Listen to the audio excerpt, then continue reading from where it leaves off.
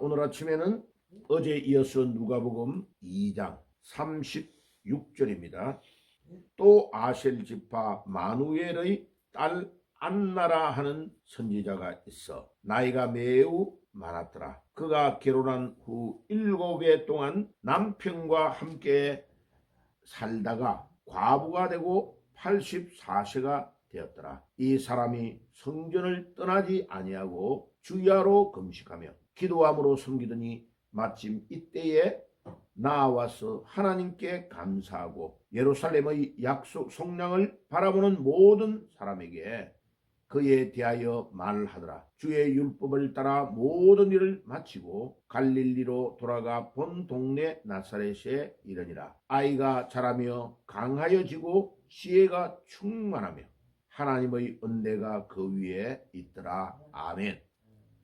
자, 오늘 이 본문이 이제 성경의 번역이 좀 한글 성경이 잘못된 부분이 많아서 그 오역된 것을 제가 36절과 37절을 안디옥 사본 사도 바울이 목회했던 안디옥 교회가 가지고 있었던 헬라어 원전에서 직역을 해볼게요. 그녀는 결혼한 후 7년 동안 남편과 함께 살았고 그녀는 약 84세였다. 피리어드 그녀는 성전을 떠나지 않고 밤낮으로 금식과 기도로 하나님을 섬겼다. 자, 이렇게 번역해야 성경 번역이 올바른데 한글 성경의 번역이 좀 약간 이상하게 돼 있어서 어떻게 오해가 되느냐 하면 갑으로 있다가 84년이 된 것처럼 이렇게 생각하는데 2000년 전에 아기 예수를 예루살렘 성전에서 한 안나가 만났을 때의 나이가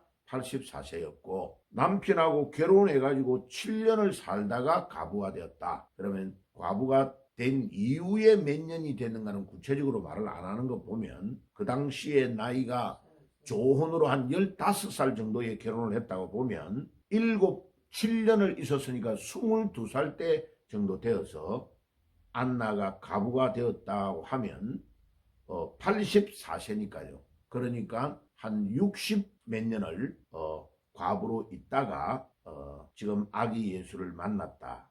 이렇게 이해를 하면 잘 이해를 할 수 있죠. 그죠? 만약 그렇게 안 하고 한글 성경이 오역된 그대로 두면 약 105세 정도 되어서 만났다. 이렇게 되니까 약간 무리가 있는 거죠. 그죠? 그래서 제가 직역을 해드렸습니다. 안나는 어떤 사람이냐? 안나의 이름의 뜻은 은총이라는 이름을 어저께 말씀을 드렸습니다.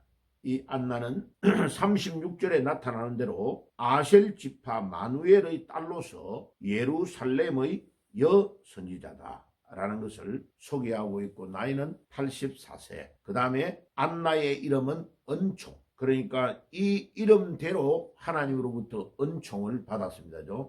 시므온은 하나님이 들으셨다라는 뜻인데 평생을 기도하고 금식하고 기다리다가 시므온은 하나님의 성전에서 아기 예수를 만나고 죽게 된다는 예언을 믿고 계속 금식하며 기도하다가 아기 예수를 만났고 그 다음에 이 안나는 이름 그대로 하나님의 은총을 받아서 아기 예수를 만났다. 그 당시에 여자 선지자라고 말하는 거 보면 얼마나 믿음이 투철하고 하나님 중심으로 믿음 생활을 했는가. 이 한나가 교회를 성전을 떠나지 아니하고 주야로 금식하며 기도했다 하는 것을 통해서 잘 알 수 있습니다. 자, 그리고 38절에 보면 마침 이때에 나와서 하나님께 감사하고 예루살렘의 속량을 바라는 모든 사람에게 그에 대하여 말하더라. 아기 예수에 대해서 말했다 이 말이죠.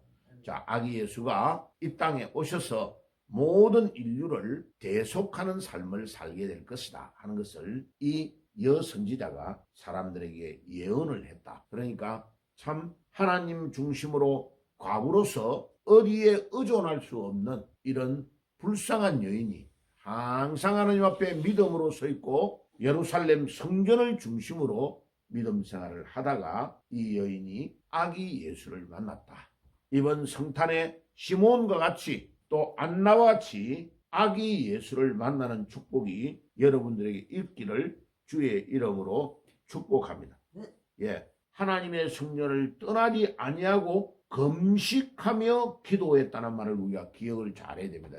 예, 마가복음 9장 29절에 보면 벙어리 귀신 들린 자를 예수님께서 낫게 해줬는데 어떻게 해가지고 예수님 낫게 했습니까? 라고 물으니까 예수님께서 기도와 금식 외에는 이런 이유가 나올 수 없다. 기도와 금식으로 능력이 나타난다는 겁니다. 주여, 우리가 이 세상에 의지하지 아니하고 어려운 일 당하고 힘들고 구약에서 가장 불쌍히 여겨야 될 자가 고아와 가부를 하나님이 불쌍히 여겨야 된다고 말씀했잖아, 그죠? 그런데 이 과부가 평생을 60년 이상이 넘도록 과부로 살면서 사람 의지하지 아니하고 오직 하나님만 의지하고 금식하며 기도하며 하나님 성전을 떠나지 아니하고 성전 중심의 삶을 살다가 하나님께서 놀라운 축복을 이 여인에게 하셔서 아기 예수를 첫 번 성탄에 만나게 된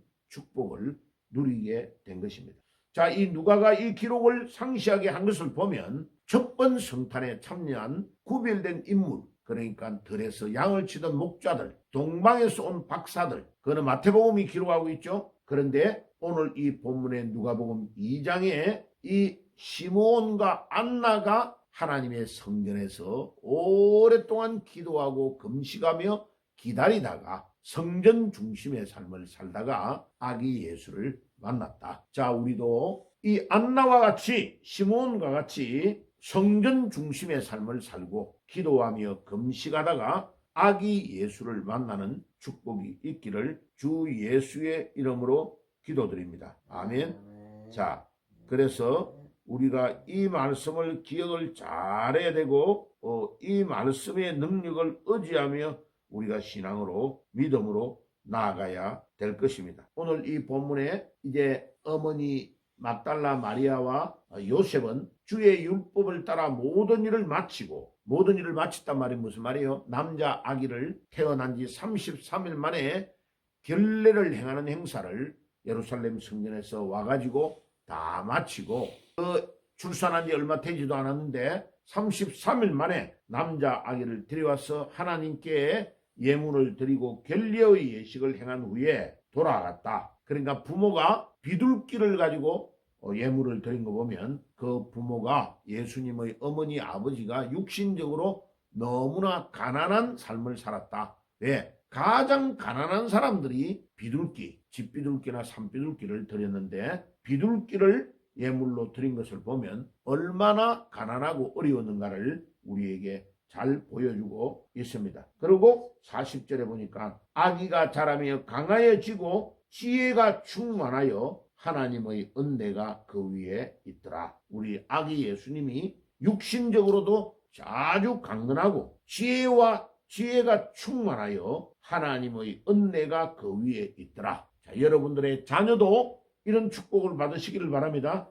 아기 예수님처럼 강하여지고 지혜가 충만하며 하나님의 은혜가 그 위에 넘치는 축복이 있기를 주 예수의 이름으로 축복합니다. 아멘. 기도하겠습니다.